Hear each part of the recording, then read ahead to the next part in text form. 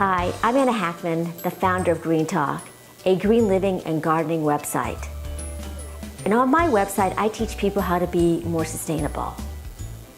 The best way you could be sustainable is grow your own food. In fact, for the last 10 years, I've grown most of my plants indoors from seed. So I want to give you a quick glimpse of last year's spring video when I was just ready to put about 100 seedlings in the ground. And I want you to see what they look like. So let's go to the video.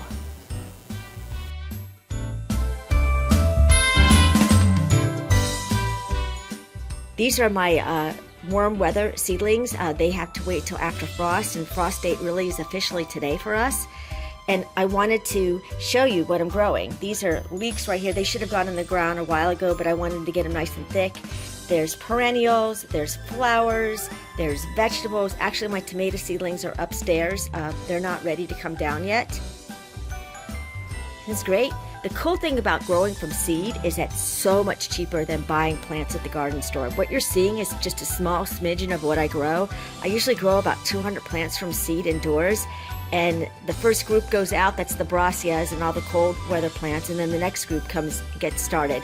And it's really, really easy, and it's so much cheaper, and I control what the plants look like inside. No more root-bound plants from the garden store, no more $4 per plant from the garden store. And I also can decide what I want to grow. So if I'm not constrained to what's in the garden store.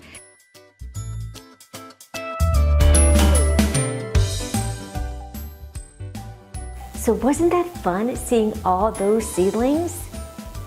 But you're probably wondering, why am I talking about this in January? It's freezing outside, at least it is in New Jersey, that's where I live. Because you need time. You need time to get those seeds, you have to pick them out and then get them mailed to you, and then you have to get the proper equipment to make sure that those seedlings survive indoors to become plants. And lastly, the seed itself can need 4 to 6 weeks to be mature enough to be able to be planted outside, sometimes even longer.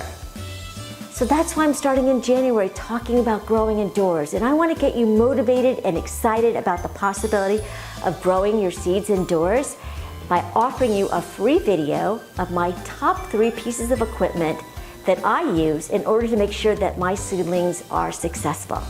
So go ahead and sign up below, put your email there, and I will send you that video for free. Hope to see you on the other side.